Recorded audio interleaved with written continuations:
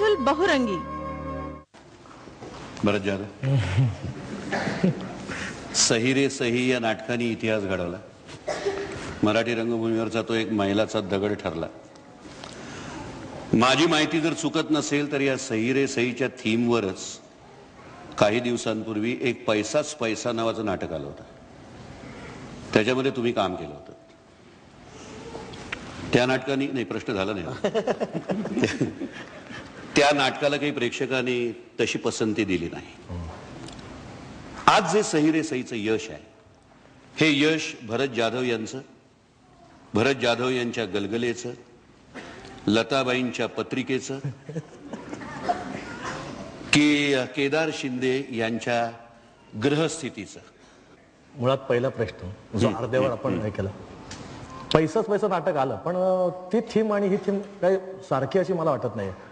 नाही, असा एक जनरल आरोप केला गेला त्यावेळेला की अरे हे तर नाटक येऊन गेलंय, पैसाच पैसा याच विषयावरचं नाटक. मी तेच उत्तर देतोय. कसं आहे की एक आता सर्वसाधारण आपण बऱ्याच स्टोऱ्या पाहतो जुन्याही, की एखादा प्रॉब्लेम होतो, त्या ठिकाणी 4 लोक तशी येतात, मग नकळत त्या 4 लोकांना अशा पद्धतीने तयार केलं जातं आणि काहीतरी घोळ होतो. ह्या जुन्या थीम आहेत. म्हणजे बरेच जुने चित्रपट पहा किंवा आता नाटकं पहा जुने, पैसाच पैसा तसंच होतं. पण सही रे सही मध्ये मग मला एक सांगा ना, जर मग पैसाच पैशामध्ये मी होतो मग चाललं का नाही? ते तर मी विचारतोय. म्हणजेच मला तेच कळत नाहीये की पैसाच पैसामध्येही तुम्ही होतात, थीमही तीच होती. म्हणजेच प्रश्न असा आहे की यश कोणाचं? थीम म्हणतो ना आपण, बेसिक जर पकडलं आपण तेव्हा एखाद्या गोष्टीला 4 लोक येतात. जर मी होतो तर चाललं नाही, मग ते का नाही चाललं? ते चालायला पाहिजे होतं. जर जर आपण म्हणतो, आरोप केला होता की ते तसंच हे नाटक आहे, ते नाटक तसं नाहीये म्हणून ते चाललं नाही ना.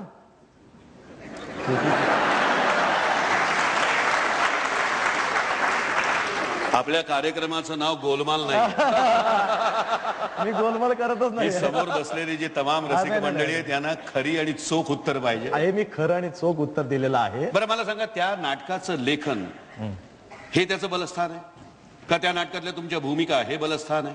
नाही, आता मी किंवा लताबाईंनी, निर्मात्यांनी ज्या पद्धतीने हे नाटक चालवलं ते त्याचं बलस्थान आहे? मी स्टेप बाय स्टेप जातो. हो. एक तर मुळात लेखक केदार शिंदे. लेखकापेक्षा सगळ्यात उजवी बाजू त्याची असेल तर डिरेक्शनची, ज्या नाटकाचा सगळ्यात प्लस पॉईंट.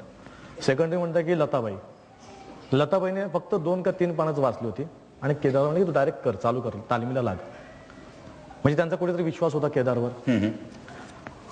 आता यश, ज्याला आपण म्हणतो की यश कोणाचं, म्हणजे मागाच्या प्रश्नाचं उत्तर मी पुढे करतो. मी माझंच यश असं म्हणत नाहीये, मी फक्त त्यातल्या फिल इन द ब्लँक्स भरतोय. मध्ये मध्ये येतो, माझे कॅरेक्टर करतो, बाजूला जातो. माझ्या मते सगळ्यात नंबर 1 असेल तो केदार शिंदे, ज्याच्या कल्पकतेने ते नाटक, त्याला त्याच्या डोक्यात होतं की काय काय घडू शकतं, काय होऊ शकतं. दुसरा असेल लताबाई, की ज्याने त्याच्यावर विश्वास टाकला. तिसरं म्हणेन की माझ्या आजूबाजूची संपूर्ण टीम, जी टीम मी स्टेजवर नसताना पण नाटक धरून ठेवतं आणि आजतागायत कोणी बदललेलं नाही. म्हणजे टीम महत्वाची आहे. चौथं यश मग आपण जरा पुढे जाऊ, आमचे बॅकस्टेजवाले जे मला ज्या पद्धतीने तयार करतात, ज्या टायमिंगने मी स्टेजवर पोहोचतो, तेही महत्वाचे आहेत. पुढचं यश म्हणाल तर आमच्या बसचे, एक मिनिट, आमच्या बसचे ड्रायव्हर आणि क्लिनर, जे प्रत्येक दौऱ्यात आम्हाला नेतात, आणतात, सुखरूप पोहोचवतात. आणि बाहेरगावी जेवण देणारे लोक, अर्थात निश्चित. हा, खरं की रात्री 2 नंतर तुम्हाला जेवण मिळणे फार प्रॉब्लेमदायक गोष्ट असते. तिथे त्या प्रेमापोटी जे आम्हाला जेवण वाटतात ते फार महत्वाचे आहेत. ती लोकही सगळ्यात शेवटी रसिक प्रेक्षक ज्यांनी या नाटकाला डोक्यावर धरलंय. म्हणजेच हे यश माझ्या एकट्याचं नाहीये, मी फक्त मधल्या गॅप्स भरतोय आणि माझं काम करतोय.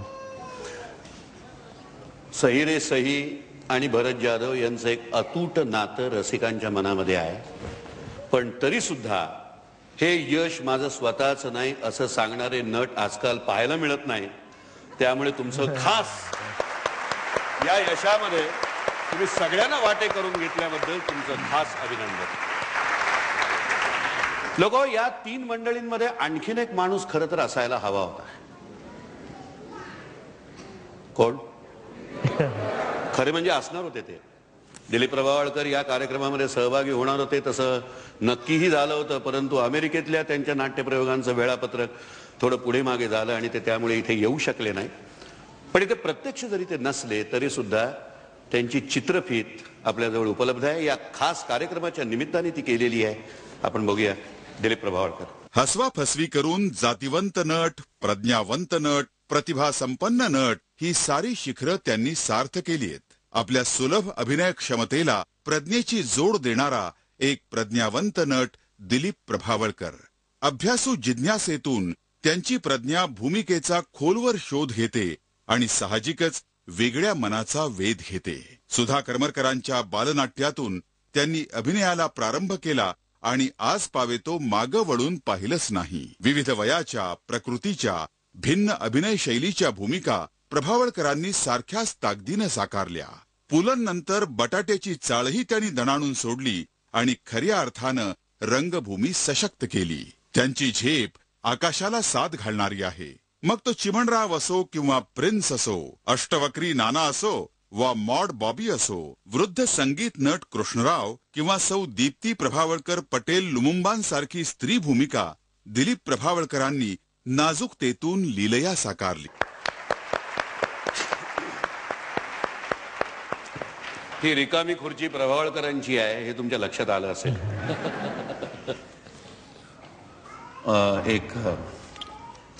त्यांनी मला सांगितलंय मला आज काही विचारू नको, मी काही फारसं बोलणार नाही, सोडणार नाही. त्यांनी सांगितलं प्रश्न काय ते त्यांना विचार. मी म्हटलं प्रश्न त्यांना विचारतो, उत्तर तुम्ही द्या.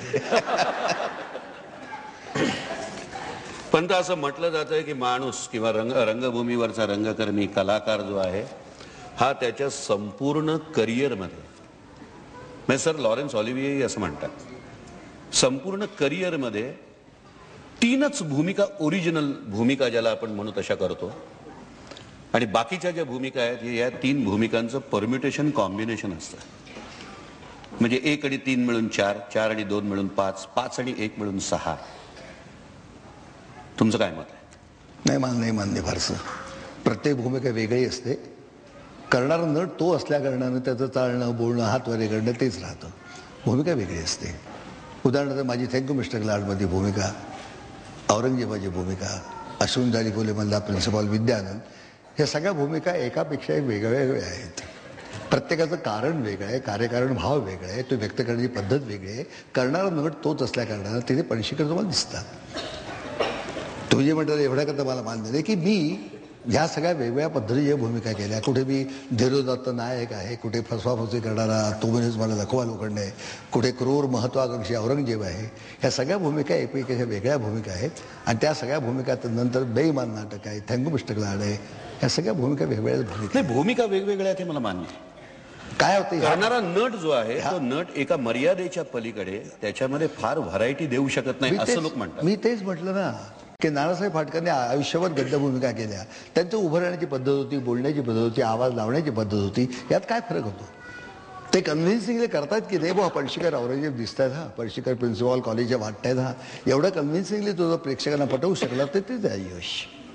पण मग एकाच नाटकात ज्या वेळेला आपण 4 किंवा 5 किंवा 6 भूमिका करतो त्यावेळी या 5 भूमिकांमधलं वैविध्य राखण्यासाठी आपण काय करतो का आपण नक्कल करतो?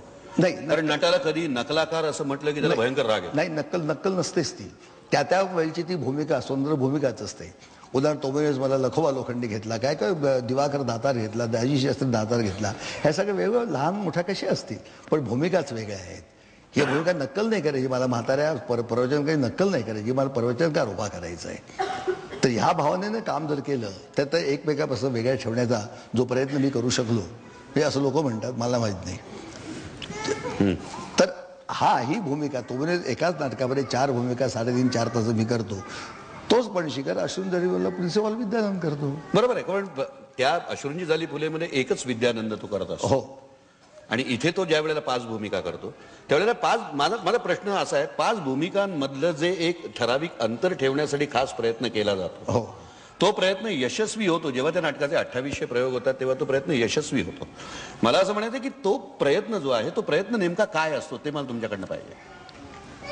तसं अमुक असं सांगता येणार नाही, पण मुळात त्या 4-5 भूमिकामधलं एक सूत्र जर आपण मधलं बघितलं, समोरच्या माणसाला फसवणं. कपडे कुठलेही घालो, भूमिका कुठली असो, टोटल त्याचा उद्देश आहे समोरच्या माणसाला फसवणं. तो लखवा लोखंडे असेल, दिवाकर दाता अंग्लिशाईज मराठी बोलणारा, मला कशाशी वाटते असा बोलणारा असेल, दाजी शास्त्री असेल, कुठली भूमिका असेल, या भूमिकेचं सूत्र एकच आहे. तर ते सूत्र सांभाळण्याचा प्रयत्न करणं, हे सगळं करत असताना मला माझ्या समोर जी माणसं नाटकात वावरत आहेत स्टेजवरती त्यांना फसवायचं आहे. आणि ते फसवण्यामध्ये यशस्वी झाले की ते पाच भूमिका ज्या आहेत ते यशस्वी ती होतात. यशस्वी व्हायला पाहिजे. आणि रसिकांनी दाद दिली की ते आणखीन यशस्वी हो होतात. हो, रसिक आहे तर चौथी भिंतच महत्वाची आमच्या दृष्टीने. आणखीन एक छोटासा- शिरवाडकरांनी म्हटल्याप्रमाणे फुटलाईच लागले की आमचा जन्म होतो. हो. तेच काय. आणखीन एक छोटासा प्रश्न विचारतो. 45 वर्षापूर्वी पहिल्या प्रयोगामध्ये जो दिवाकर दातार, जो राधेश्याम, जो लखोबा लोखंडे होता आणि 28व्या प्रयोगातला जो दिवाकर दातार, जो लखोबा लोखंडे, राधेश्याम आणि इतर पात्र होती, यांच्यामध्ये तुम्हाला काही तफावत जाणवते का? आहे, खूप मोठी जबाब आहे. काय? तर मी तरुण होतो.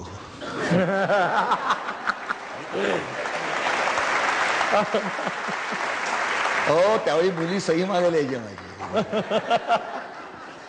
आता म्हाताऱ्या बायका माझ्याकडे आधारानं बघतात, एवढंच फक्त शिल्लक. प्रभाकर पंत जरा विनयाने बोलतायत. मी असं म्हणेन त्यावेळचा लखोबा तरुण होता, पंत अजूनही आमच्यापेक्षा तरुण आहे. याच विषयावर मी यांच्याशी बोलणार आहे, पण त्याआधी दिलीप प्रभावळकरांचं हसवा फसवीबद्दलचं जे मत आहे तेही आम्ही, त्याची चित्रफीत आमच्याकडे आहे, ती आपण बघूया. नाटक लिहायचं म्हणून आधी लिहिलं गेलं नाही, त्या थोडीशी उलटी प्रोसेस झाली. ती आधी व्यक्तिरेखा तयार झाले आणि मग त्या व्यक्तिरेखाने एकत्र आणून मी ते नाटक केलं. नाट्यदर्पण रजनी नावाचा कार्यक्रम तिथे व्हायचा, तर त्याच्यामध्ये माझी जुळी बहीण दीप्ती प्रभावळकर पटेल लुमुंबा हे पात्र मी तयार केलं आणि लोकांना एक आश्चर्य, एक फॅन्टसी, थोडंसं गंमत म्हणून त्याची एंट्री स्टेजवर आणून, मी दिलीपची जुळी बहीण आहे आणि मग ती काल्पनिक आपल्या मुलाशी बोलते, आफ्रिकेत आले वगैरे, असं ते पात्र आधी मी नाट्यदर्पण रजनीला केलं. आणि त्याच्या 2 वर्षानंतर सुधीर दामले मला परत म्हणाले की आणखीन काही वेगळे सरप्राईज लोक होतील असं आयटम लिहा म्हणून. आणि मग कृष्णराव हिरमकर हे मी कोकणातून आलेला म्हातारा 88 वर्षाचा आणि एक काळ संगीत रंगभूमी गाजवलेला, कोणी ओळखलं नाही मला सुरुवातीला. ते प्रेक्षकातून गाठी टेकत वगैरे आलं. त्यावेळेला माझ्या डोक्यात नव्हतं की नाटक करावं म्हणून. चिमणराव आता लोकांच्या घराघरात झाला होता, चिमणराव मी आधी केलेला होता. तर ते थोडंसं काळाची एक मोकळीक, मुभा, स्वातंत्र्य घेऊन, थोडीशी एक लिबर्टी ज्याला म्हणता येईल तेवढं घेऊन मी जुन्या काळातलं पात्र ते आत्ताच्या रंगमंचावर आणलं होतं. त्याला नाना कोंबडीवाला हे पात्र जे होतं, दात पुढे असलेला आणि तो कम्प्लीट वाकड्या अंगण चालायचा, ते मला अनेक गावामध्ये लोकांनी विचारलं. म्हणजे पुण्या मुंबईपासून अगदी वालावल सारख्या गावात कोकणातलं विचारलं मला की हे तुम्हाला कुठे भेटला, की ह्या त्याचा माणूस आमच्या गावात आहे म्हणून. तर तो असं त्यांनी विचारलं मला. आणि कृष्णराव हिरमकर मात्र पुष्कळांना ते आपल्या घरातल्या गेलेल्या किंवा जिवंत माणसाची आठवण करून द्यायचे. रंगमंचावरची पात्र ही रंगमंचावरच राहतात, ती वास्तवाच्या ह्याच्यामध्ये आभासातली पात्र येत नाहीत. ह्याला अपवाद त्या दीप्ती प्रभावळकर पटेल मुंबाचा होता. त्याचं कारण असं की त्याची एंट्रीज माझी त्या बाईची प्रेक्षकांना असायची. त्याच्यामुळे थिएटर्स बाहेर गावी ही अशी थिएटर्स नसायची. त्याच्यामुळे बऱ्याच वेळेला मला रस्त्यातनं वगैरे जाऊन प्रेक्षकांच्या मागे उभं राहायला लागायचं आणि प्रेक्षकांना मग एंट्री असायची. म्हणजे लॉटरी काढली की मग मी प्रेक्षकातून जायचो. तर काही वेळेला मला तिथले स्वयंसेवक मोटरसायकलवरून घेऊन जायचे. तर गिरगावातल्या खोताच्या वाडीमध्ये प्रयोग जेव्हा होता तेव्हा मला मोटरसायकलवरून एका स्वयंसेवकाने नेलं आणि मेन गिरगाव रोड त्याची मोटरसायकल बंद पडली होती. रात्री 12-12:30 वाजता त्या असं सजलेल्या वेशामध्ये मी तिथे उभा होतो आणि तो माझ्यापेक्षा तो नर्वस झाला होता, याला वेळेवर त्यांना सोडायचं कसं. मग पोलिसांच्या गाडीतनं मी गेलो होतो त्या रात्री. आणि रत्नागिरीला खातू रंगमंच जे आहे त्याच्या बाजूने रस्ता, त्याच्या मी गुपचूप प्रेक्षकांच्या मागे जाताना कुत्री मागे लागली होती माझ्या. हे काही थोडेसे अनुभव तरी हे असले तर एकूण फार आनंददायी आठवणी आहेत माझ्या.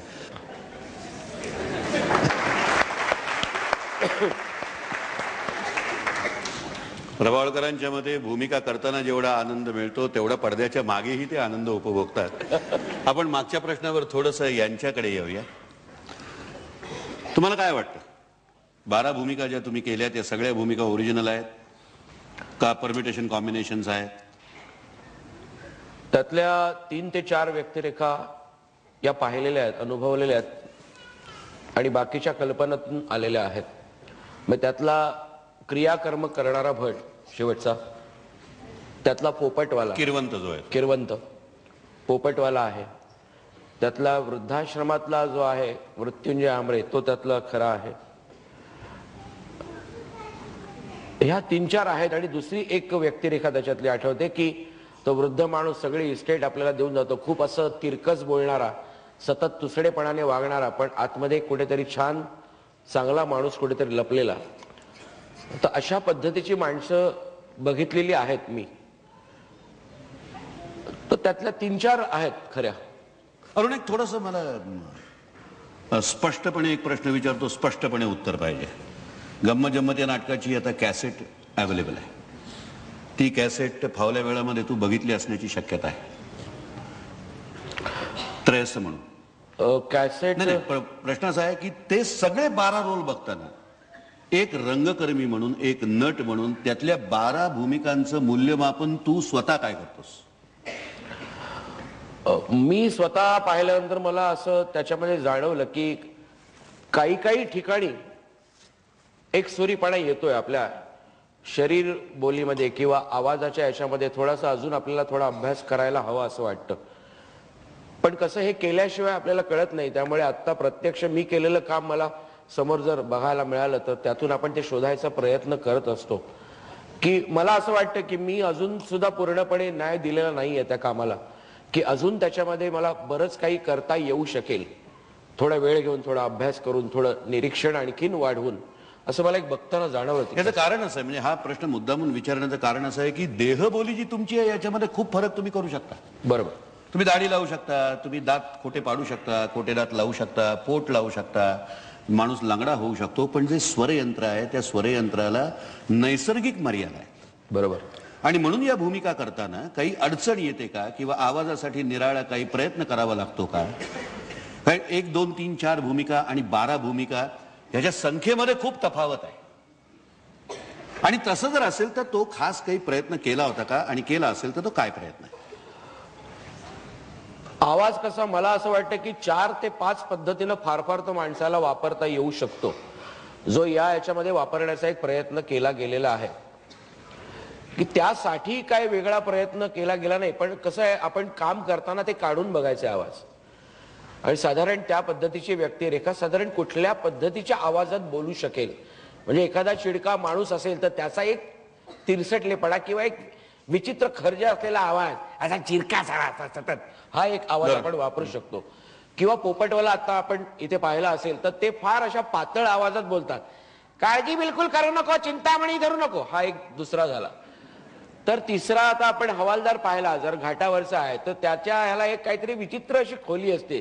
राम राम, काय म्हणता, या या या, असं एक पद्धतीने एक आपण करू शकतो. चौथा मी एक असा वापरला होता की थोडं आणखीन म्हणायला हरकत नाही, प्रेक्षकांना आवडेल. 63 माणूस, साधारण एक कोकणातला एक माणूस आहे आणि खूप असा विचित्र तिरके बोलणारा, असं सतत, म्हणजे काय बोलतेस, हा काय समजतेस काय तू स्वतःला, चल चल चल हो पुढे, हा एक पद्धतीने आवाज वापरलो. तर आणखीन दुसरा एक अनुनासिक जर बघितला, त्याच्यामध्ये एक कॅरेक्टर आहे वसुली म्हणून. वसुली म्हणजे वसंत सुधाकर लिमये, वसुली. तर ते असं एवढीशी मिशी लावलेली आहे त्यांनी, असं हिटलर सारखा भांग पडलेला आहे, इथलं बटन सुद्धा लावलेलं आहे, आणि केसांना तेल बी छापलेलं आहे, हातात बॅग बिग आहे. तर तो साधारण कशा पद्धतीनं बोलेल, अत्यंत घाई गडबडी, सतत वेगात हालचाल करणारा, वेगात धावणारा, वेगात बसणारा, वेगात उठणारा, म्हणजे गलगले करतात तसे अर्थात. तर त्या वेगाला सुद्धा कसा एक वेगळ्या प्रकारचा बारीक आवाज अजून वापरता येईल, तर तो आवाज सुद्धा मी वापरण्याचा प्रयत्न केला.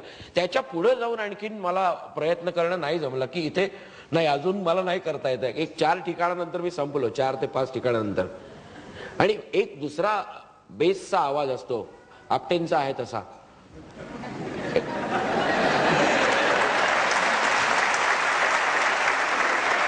देता येत नाही, असे आवाज अनेक लोकांकडे आहेत, पण वापरता फक्त त्यालाच येतो.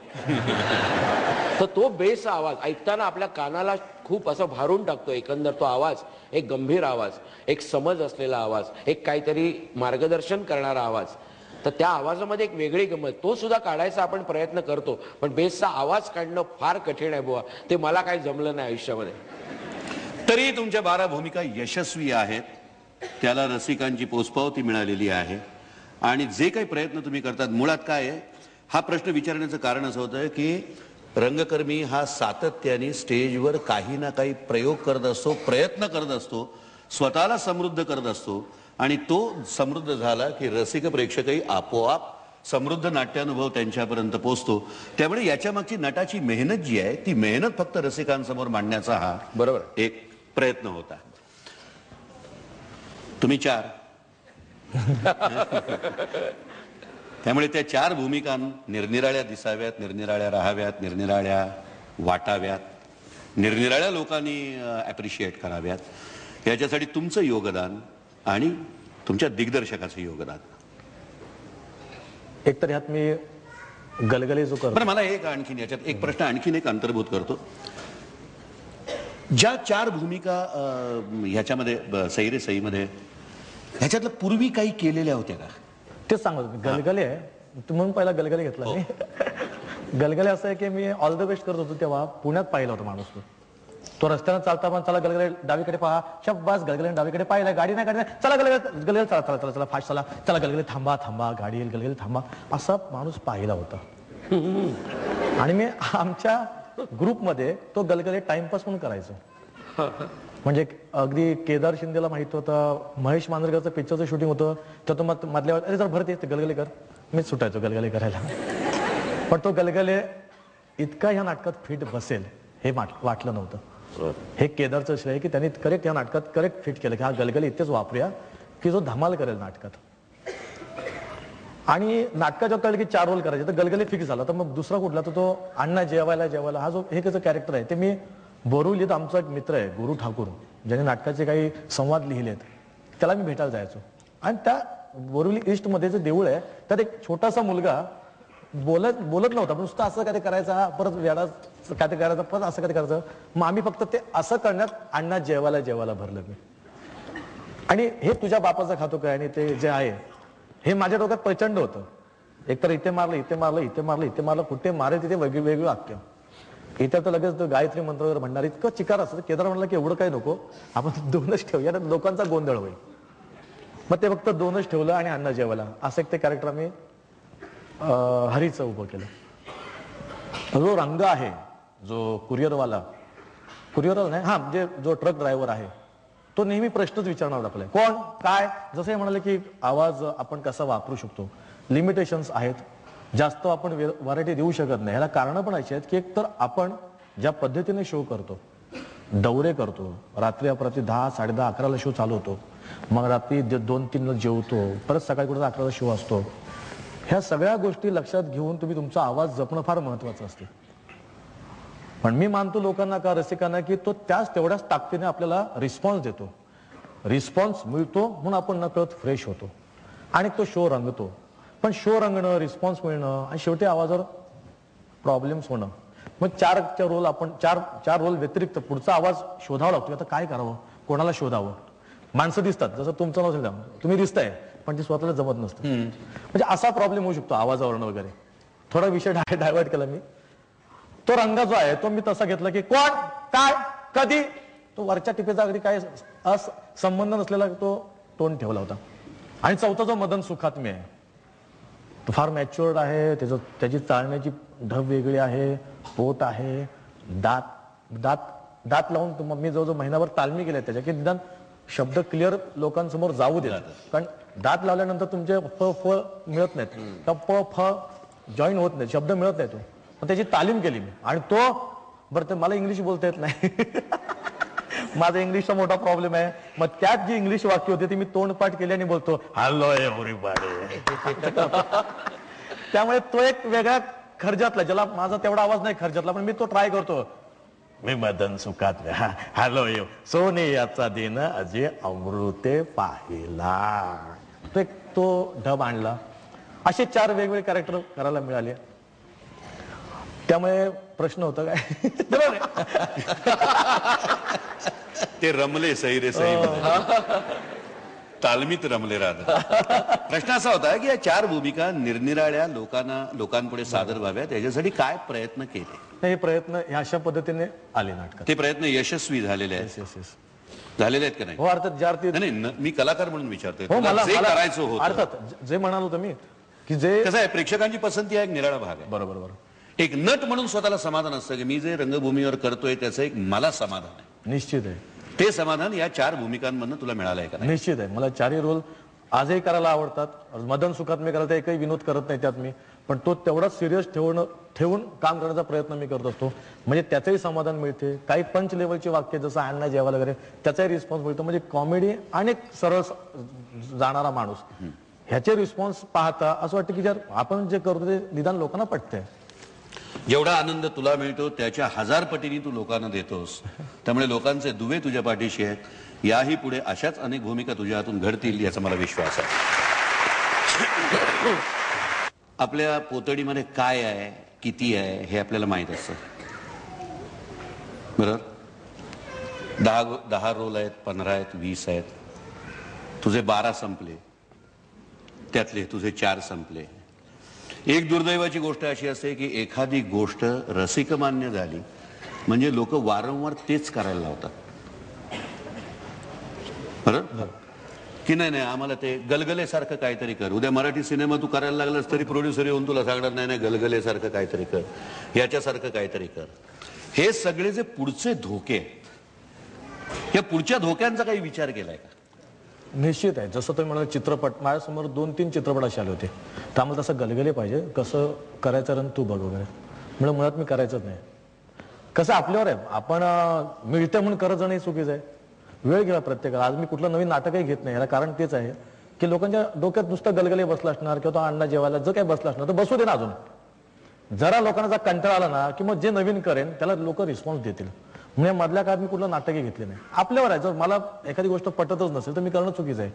जो धोका दिसतोय तो धोका सांभाळणं, त्याच्यात पैसे मिळतात म्हणून जाणं हे आपल्या हातात आहे. नट म्हणून जिवंत राहण्यासाठी ही बंधनं स्वतःवर घालून घ्यावी लागतात, याच्यावर तुमचा विश्वास आहे? नाही, बंधनं घालून घेण्याची खरं तर गरज नाहीये. पण तू म्हणतोस त्याप्रमाणे लागतात एवढं मात्र खरं आहे. मला सुद्धा आयुष्यभर बरेचदा म्हाताऱ्या माणसाची कामं करावी लागली सतत. म्हणजे नाटकांमध्ये सुद्धा असंच झालं. पण कसं आहे, ते करत असताना सुद्धा त्याच्यामध्ये फरक करून काम करणं हे त्या नटाचं काम आहे. म्हणजे त्याच्यातून कसं वेगळं आपल्याला राहता येईल, किती वेगळा परफॉर्मन्स त्याच्यामध्ये करता येईल हे करण्याचा मात्र मी सतत प्रयत्न करतो. आता ते निर्माते मंडळी, दिग्दर्शक मंडळी आपल्याला करायला सांगतात त्याचं कारण कुठेतरी एक चांगला परफॉर्मन्स त्या वयामधला पाहिलेला असतो आणि साहजिकच ते मागे लागतं. आणि बऱ्याचदा असं बऱ्याच जणांच्या बाबतीत होतं. फक्त कसं आहे, आपण ते नाकारलं पण नाही पाहिजे. उलट त्याच्यामध्ये एक आव्हान स्वीकारून ते कसं वेगळं करता येईल हे मला वाटतं बघायला पाहिजे प्रत्येक नटाने. आणि प्रत्येकाची जबाबदारी आहे का भूमिका मिळतात ज्या त्यातली विविधता जी आहे ती विविधता जपली पाहिजे. किंवा भूमिका स्वीकारताना त्याच्यामध्ये विविधता आहे का नाही हे पाहिलं पाहिजे. बरोबर. पाहिलं पाहिजे का नाही? पाहिलं पाहिजे. आणि आपण परफॉर्म करताना सुद्धा ते करणं की विविध प्रकारे काय करता येईल. आता मागचा म्हातारा मी काही वेगळा केला होता तर तो काहीतरी आवाजात वेगळा होता, तर याच्यामध्ये आणखी शरीर बोलीमध्ये काही वेगळा करता येईल का. कपडे, गेटअप वगैरे ह्या गोष्टी तुम्हाला बदलू शकतात, तुमचे चेहरे वगैरे बदलू शकतात. पण बाकीच्या सुद्धा 2 महत्वाच्या गोष्टी की तुम्ही तुमचा आवाज आणि शरीर भाषा त्या व्यक्तिरेखेला किती वेगळ्या पद्धतीने वापरू शकता हे जर आपण चेक केलंच पाहिजे प्रत्येक नटात. तुमच्या भूमिकांमध्ये तर खूप वैविध्य आहे. पण तरी सुद्धा असं कधी वाटलं होतं का की आपण अमुक एका भूमिकेची पुढच्या नाटकामध्ये नक्कल करावी? नाही, असा प्रसंग झाला नाही माझ्यावरती. कारण माझ्या सगळ्याच भूमिका एकापेक्षा वेगळ्याच होत्या. आणि त्याच्याकरता मी कोणाच्या मागे, नाटककाराच्या वगैरे कोणाच्या मागे लागून त्या भूमिका माझ्याकडे आल्या. उदाहरणार्थ तो म्हणजे 4 वर्ष केल्यानंतर मला असं वाटायचं की मी लबाड भूमिकाच चांगल्या करू शकतो. माझ्या डोळ्यात लबाड आहे, चालण्यात लबाड आहे, बोलण्यात लबाड आहे. तर ही भूमिका करताना, स्वीकारताना मी खूप खळखळ केली. कानेटकरांच्या आग्रहामुळं तो प्रिन्सिपॉल चांगलं करा, दिसाल महत्त्वाचं त्यातलं. आणि म्हणून तो प्रिन्सिपॉल विद्यानंद केला. औरंगजेबा ज्यावेळी तसंच झालं, कानेटकरांच्या आग्रहामुळे तो केला. ह्या सगळ्या वेगवेगळ्या भूमिका असल्या कारणानं मला त्या भूमिकेवरती वेगळा विचार करता आला, वेगळ्या पद्धतीने सादर करता आला. तरी मगाचं माझं म्हणणं आहे की आतला पणशीकर तोच. प्रोइन्सुल बहुरंगी. रसिकांना काय वाटतं त्याच्याही प्रतिक्रिया आपण त्याचं शूट केलेलं आहे. चित्रफित आपल्याकडे आहे, आपण बघूया.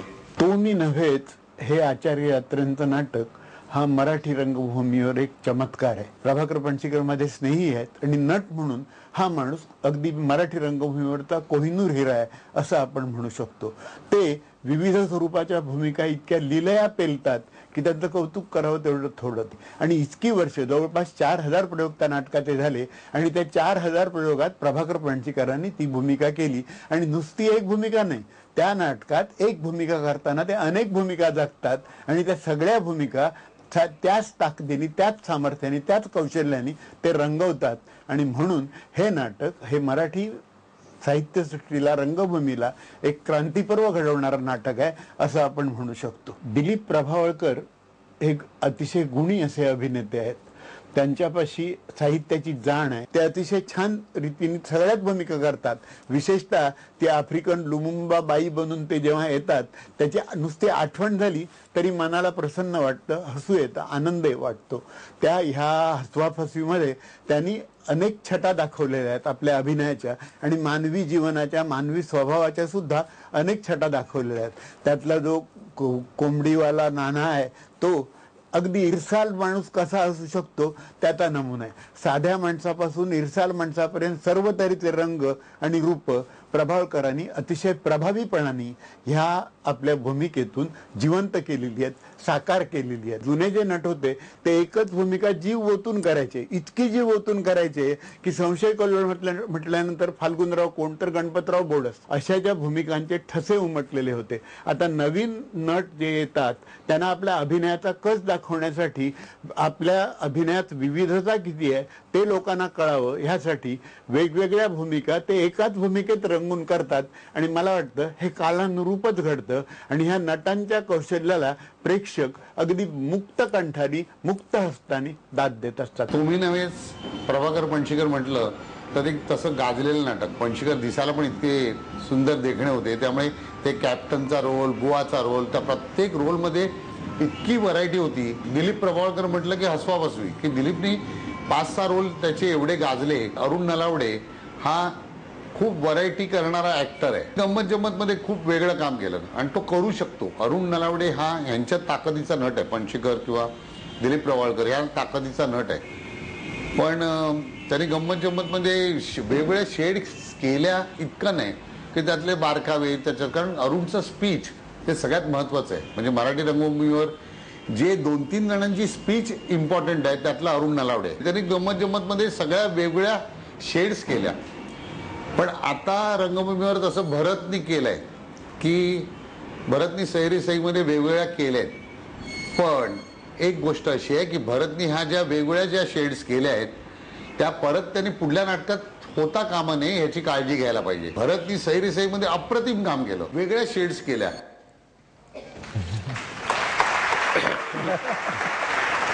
जयंतराव साळगावकर आणि सुयोगचे ज्येष्ठ निर्माते सुधीर भट यांच्या प्रतिक्रिया आपण ऐकल्यात.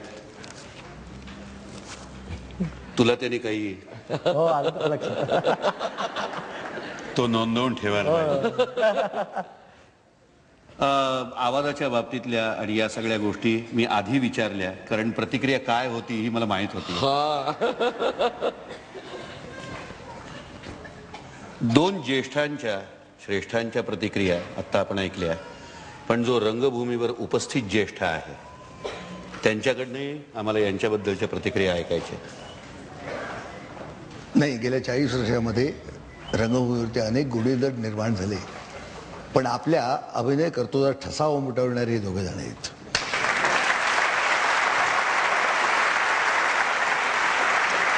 मुख्य समकालीनाला आणि पुढच्या नाचाचं अनुकरण करावं असं वाटतं असे दोघे जण आहेत. आणि म्हणून पुढच्या रंगभूमीची, येत्या 20 वर्षाच्या रंगभूमीची ही आशास्थान आहेत.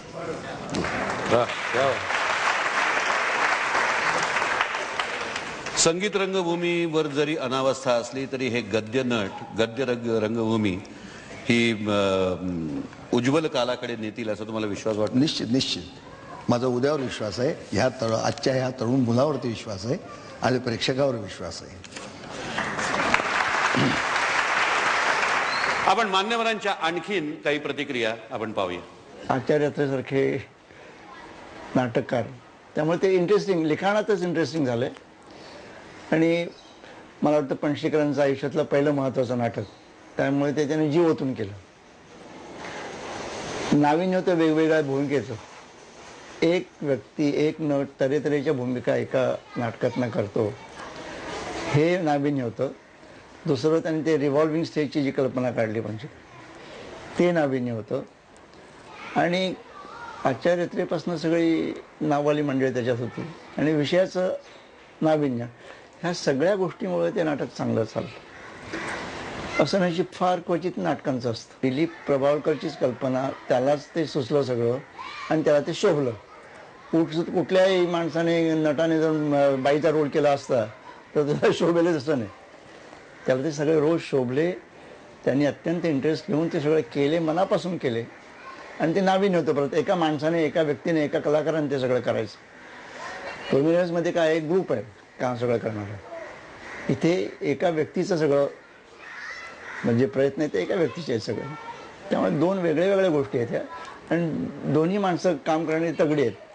त्यामुळे जितकं टोमिनर्सचं नाव मिळालं तितकंच दिलीप प्रभावळकरना ह्या त्यांच्या हसवाफसवीमध्ये नाव मिळालं. भरत, आता हे जे 3 वेगवेगळे टोटली डिफरंट 3 काय म्हणूया आपण, 3 ती कॅरेक्टर्स आणि एक चौथं जे ओरिजिनल कॅरेक्टर जे आहे सुखात्म्यांचं, ही 4 कॅरेक्टर्स ॲट अ टाईम तुम्ही स्विच ऑन ऑफ करून ती परफॉर्म करणं, त्या वेगवेगळ्या पद्धतीने हे करणं कसं होतं की एक कॅरेक्टर येऊन त्याची एंट्री घेऊन गेलं आणि त्याच्यानंतर दुसरा प्रवेश टोटली वेगळा दुसऱ्या कॅरेक्टरचा असेल तर तसं एक होऊ शकतं. पण ह्या नाटकाचं वैशिष्ट्य मला असं वाटतं की भरतने खूपच ताकदीने हे पेललेलं आहे. एकच भरत 4ही कॅरेक्टर्स एकाच वेळेला जी एनॅक्ट करतो दॅट इज म्हणजे ते अवर्णनीय आहे. आय डोंट फील की मला कधी असं काही करायला जमेल, कारण ही वर्सटॅलिटी आहे नटाची की तो इतक्या टोकाला जाऊन 4-4, 5-5, 6-6, 7-7, 8-8 भूमिका करतो.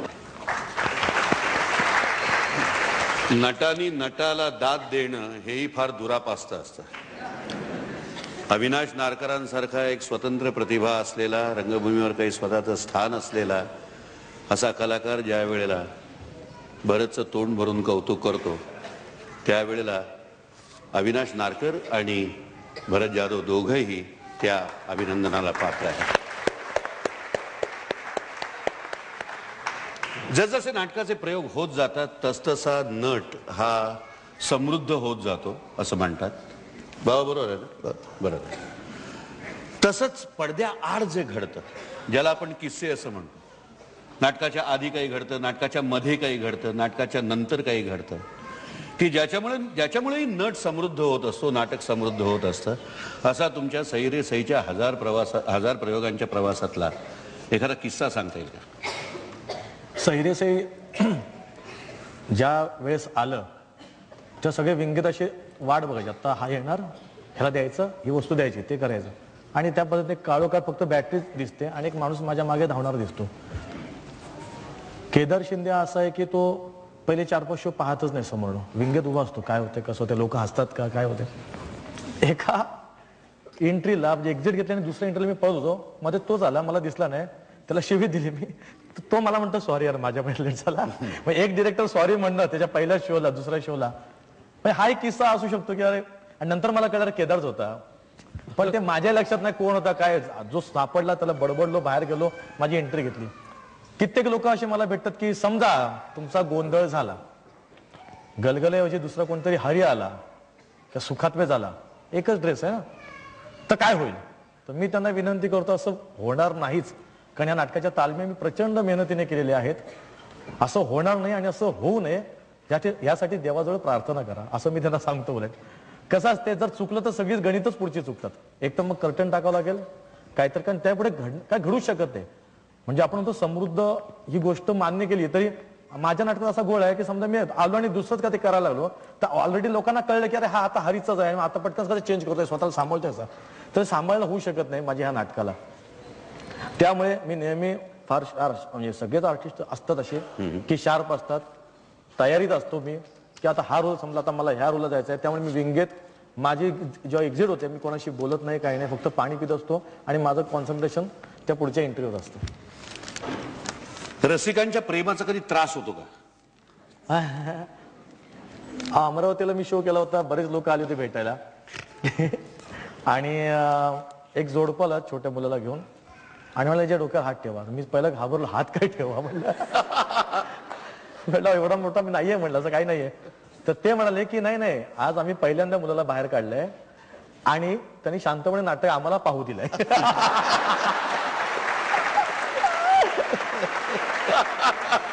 त्यामुळे पहिल्यांदा आता एक कलाकार म्हणून तुम्ही हात ठेवा. आणखीन दुसरा एक किस्सा मी मुद्दामच सांगेल. जसे चांगले किस्से आहेत तसे नाशिकमध्येच आपले साहेबा हॉटेल आहे, त्या मालकांची मुलगी श्वेता ही मध्यंतरी फारच आजारी होती. म्हणजे बऱ्याचशा गोष्टी कोल्हापूरमध्ये जात होत्या, प्रॉब्लेम्स होते आणि तिला ऍडमिट केलं होतं. आणि ती माझ्या सिरियल्स म्हणा काही पाहत होती वगैरे. आणि मला जातेगावकर म्हणाले की तिचा जो वाढदिवस आहे फक्त तू येऊन भेट.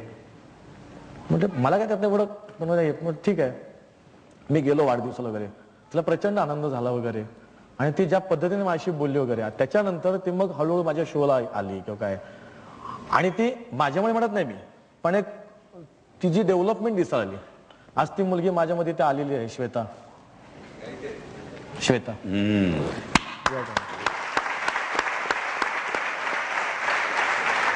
आज ज्या पद्धतीने ती उभी आहे त्यावेळेस ती खरंच कोल्हापूर होती.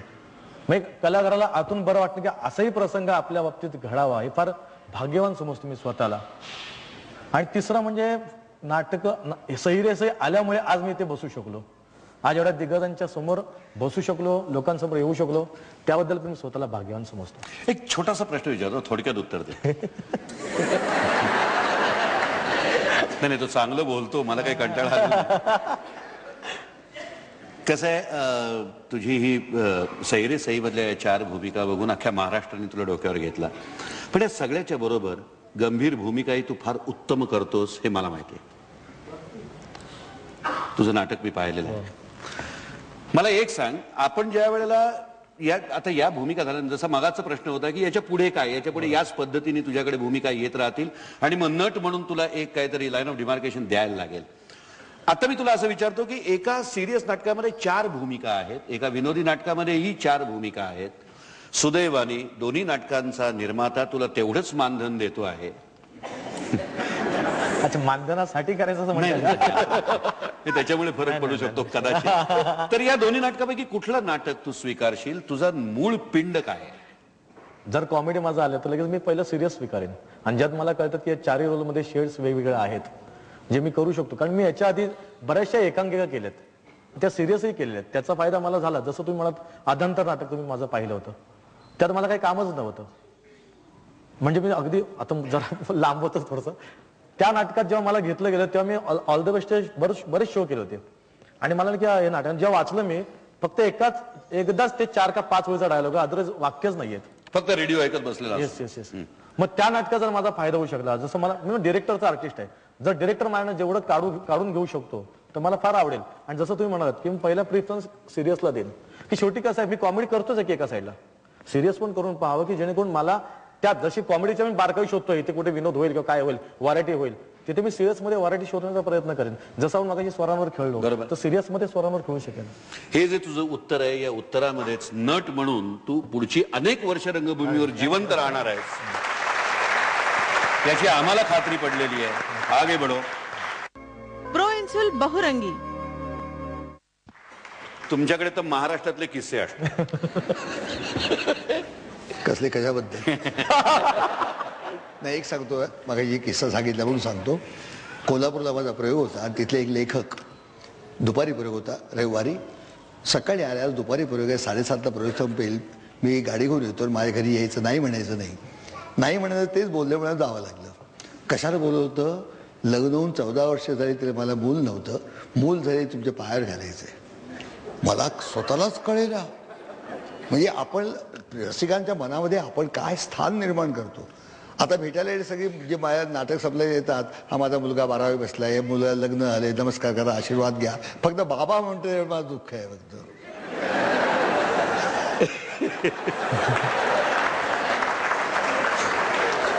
या बहुरंगी कार्यक्रमाचा भाग आता संपन्न होणार आहे. अरुण नलावड्यांकडनं किस्सा ऐकल्यानंतर आणि मग त्यानंतर पुढचा कार्यक्रम होणार आहे.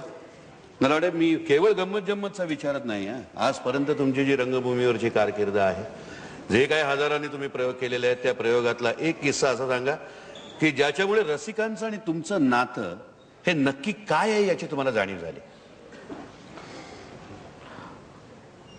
राज्यनाट्य स्पर्धेमध्ये प्रल्हाद मयेकरांचं अथम मनुज जगन नावाचं नाटक केलं होतं. त्या वर्षी ते पूर्ण महाराष्ट्राच्या राज्यातून आपल्या पहिलं आलेलं नाटक होतं. त्याची 1.5 महिना आम्ही तालीम केली होती आणि ते नाटक त्या वर्षी पहिलंच येणार अशी सगळ्यांची खात्री होती. रवींद्र नाट्य मंदिरात अंतिम फेरीचा प्रयोग चालू होता. तुडुंब भरलेलं असं सगळं प्रेक्षागृह आणि बाजूनी पण लोक उभे, मधल्या पॅसेजमध्ये सुद्धा बसलेले लोक होते आणि दृश्य सुरू झालं. आम्ही सगळे त्याच्यामध्ये सैनिक असतो आणि एक सीन संपतो आणि दुसरा सीन सुरू होतो. त्यावेळेला असं एक चित्र दिसतं की एक माणूस उलटा टांगण्यात आलेला आहे, त्याचे पाय वर आणि डोकं खाली, आणि तो जंगली माणूस दाखवलाय. माझ्याबरोबर उदय टिकेकर होते आणि सिक्वेन्स असा आहे की त्या जंगली माणसाला मी सोडतो, तो टांगलेला असतो त्याला सोडतो, तो जंगली माणूस माझे आभार मानतो आणि पळून जातो आणि पुढे नाटक सुरू होतं. म्हणजे त्याच्या सुटण्यावर पुढे खरं नाटक सुरू आहे. आणि ठरल्याप्रमाणे सिक्वेन्स सुरू झाला. मी बोलता बोलता संवाद सगळे बोलायला लागलो. त्या जंगली माणसाच्या जवळ गेलो आणि त्याच्या पायाच्या रशीला हात घातला आणि ती सहज सुटणार. मला माहित होतं कारण आम्ही नेहमी त्याची तालीम करायचो आणि ती दोरी सुटेच ना. त्यावेळेला मला कळत नाही की मी नेहमीप्रमाणे त्याच बाजूला हात घातलेला आहे आणि ती सुटत नाही. इतकी ते सहज आम्ही सोडायचो कारण त्याचे गाठ सगळ्या ठरलेल्या होत्या. आणि पहिल्यांदा हात घातल्यावर जेव्हा असं मला कळलं की ती सुटत नाही, मला घाम फुटायला लागला. त्याच्यामध्ये 1 मिनिट गेलं. 1 मिनिट म्हणजे 60 सेकंदाचा अवधी. राज्य नाट्य स्पर्धेच्या अंतिम फेरीचा प्रयोग म्हणजे इतका टाईट असला पाहिजे, जरा सुद्धा इकडे तिकडे हलू शकत नाही. मी पुन्हा प्रयत्न केला तरी पण ते नाही सोडे ना. उलट माझ्या धडपडीनं ती गाठ जास्त ताट व्हायला लागली आणि उदय टिकेकर माझ्याकडे बघतोय पण तो सोडवायला मदत करू शकत नाही कारण त्यांनी सोडवलं तर नाटक उलट होईल सगळं. आणि मला सोडवायचं, ते करायचं काय. जवळजवळ 2.5 मिनिटाचा मधला गॅप गेला आणि मला असं कळलं की मी असं सहज भिंगेत बघितलं तर आमचे कुमार सोनी दिग्दर्शक असं त्याच्या टकलावर हात ठेवून बसला होता की आपलं नाटक गेलं या वर्षी. पण समोरच्या प्रेक्षकांच्या चेहऱ्यावर असं दिसत होतं की नाही, ही गाठ सुटली पाहिजे आणि हे नाटक पहिलंच आलं पाहिजे. ती भयान शांतता मला ते सांगत होती आणि मी काय मला कळत नाही. मी रंगदेवतेचं नाव घेतलं, परमेश्वराचं नाव घेतलं. माझ्या हातात एक सुरी असते, नारळ खात असतो म्हणून, आणि ती सुरी शेवटी त्या याच्यामध्ये घातली आणि ती प्रचंड जीव लावून मी ती ओढलं. तेव्हा ते सुटल्यानंतर लोकांमधून असा जो आवाज आला तो इतकी वर्ष माझ्या कानात साचून आहे. आणि तो जंगली सुटला आणि ते नाटक त्या वर्षी पहिलं आलं. पण मला याच्यातून एक शिकायला मिळालं की मी विचारलं असं का झालं, आपण नेहमी त्याची तालीम करत असतो, असं का झालं. तर राज्य नाट्य स्पर्धेचा अंतिम प्रयोग म्हणून आमच्यातल्या एका उत्साही मुलाने आणखीन एक जास्त गाठ मारली.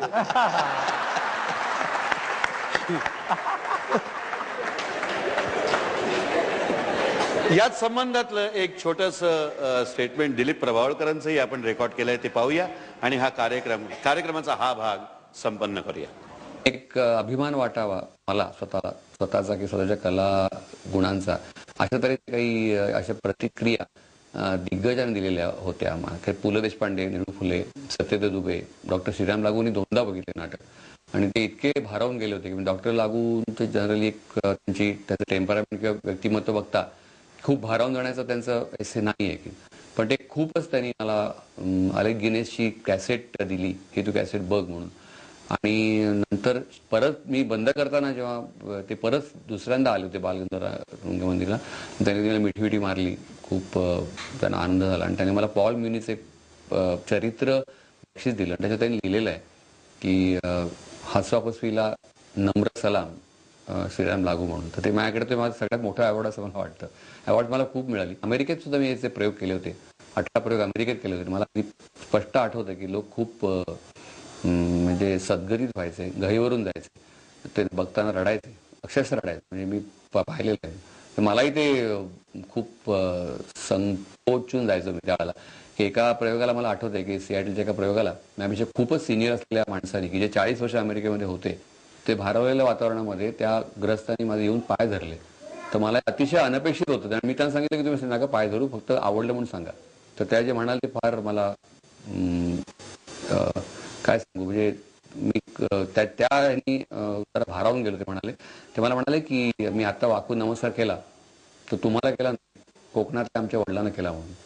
तर ह्या तऱ्हेने ते माझी कॅरेक्टर, माझी व्यक्तिरेखा, नाटक माझं ते काय मी जे उभारलेल्या व्यक्तिरेखा होते हसाबसी मधल्या, त्या तिथल्या लोकांना सोडून गेलेल्या माणसांशी, संस्कृतीशी, देशाशी, इथल्या समाजाशी जोडणारा पूल वाटला असं मला वाटलं. आणि ते मला असं वाटतं की प्रत्येक कलाकाराच्या आयुष्यातले फार मोठं काहीतरी मिळवण असतं असं मला वाटतं. प्रत्येक भूमिका ही आव्हानात्मक आहे आणि ती वेगळी करण्याचा प्रयत्न आहे त्याच्यात. जी खरीखुरी 3 डायमेन्शनल झाला, एक त्रिपरिमित व्यक्तिरेखा आहे तशी करायची माझी. सगळं त्याचं म्हणजे एकूण बोलणं, त्याचा आवाज, त्याच्या लकवी, चालणं, उभं राहणं, त्याचं वय, हसण्याची पद्धत, बोलण्याची पद्धत, राहण्याची पद्धत सगळं अगदी वेगळं आहे, आव्हानात्मक.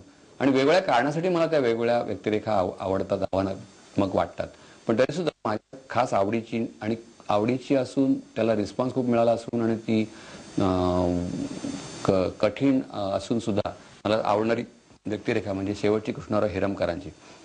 त्याचं कारण असं की ती खूप काही सांगून जाते मलाही आणि समोरून बघणाऱ्या प्रेक्षकालाही.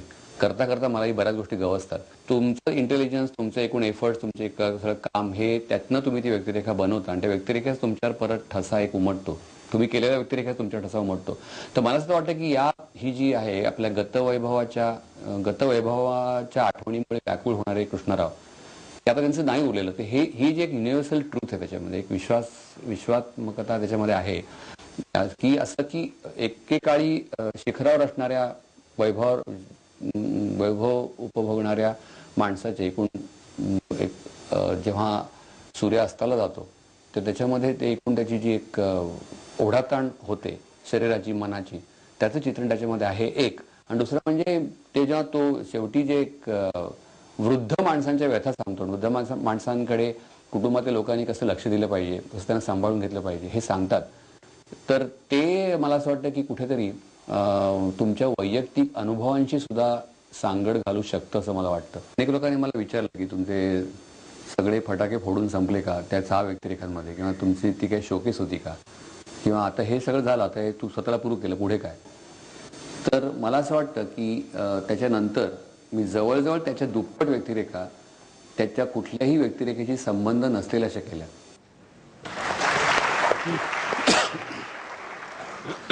या तिन्ही कलाकारांच्या किस्स्यामधनं कलाकार आणि रसिक, मराठी नाटक आणि रसिक यांचं नातं अतूट आहे यावर एक पुन्हा एकदा शिक्कामोर्तब झालंय. आणि म्हणूनच एवढ्या वाहिन्यांच्या जंजाळामध्ये मराठी नाटक तितकंच ताजं आणि तितकंच जिवंत राहणार आहे याची आपल्याला खात्री पटलेली आहे. या कार्यक्रमाची आपण सांगता करूया. ही सांगता करण्यासाठी आलेली जी हे ज्येष्ठ आणि श्रेष्ठ रंगकर्मी आहेत यांचा सत्कार करण्यासाठी मी रामबंधू मसाल्यांची निर्मिती करणारी एम्पायर स्पायसेस अँड फूड लिमिटेडचे मॅनेजिंग डायरेक्टर श्री उमेश लक्ष्मीनारायण राठी यांना रंगमंचावर निमंत्रित करतो. ETVच्या वतीने आपण या तिन्ही कलाकारांचं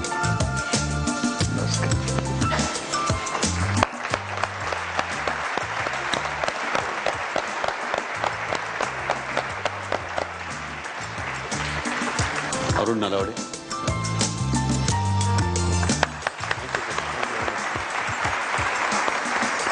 भरत जाधव,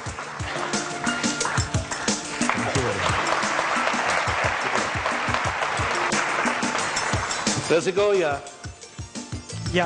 तिघांचाही सन्मान केल्यानंतर आपल्या या मुलाखतीचा दीर्घकाळ चालणारा कार्यक्रम रंगवणारे श्री विनय आपटे, ज्येष्ठ रंगकर्मी प्रभाकर पंत पणशीकर यांना मी विनंती करतो की त्यांनी पुष्पगुच्छ देऊन विनय आपटे यांचाही सत्कार करावा. कठीण प्रश्न विचारला.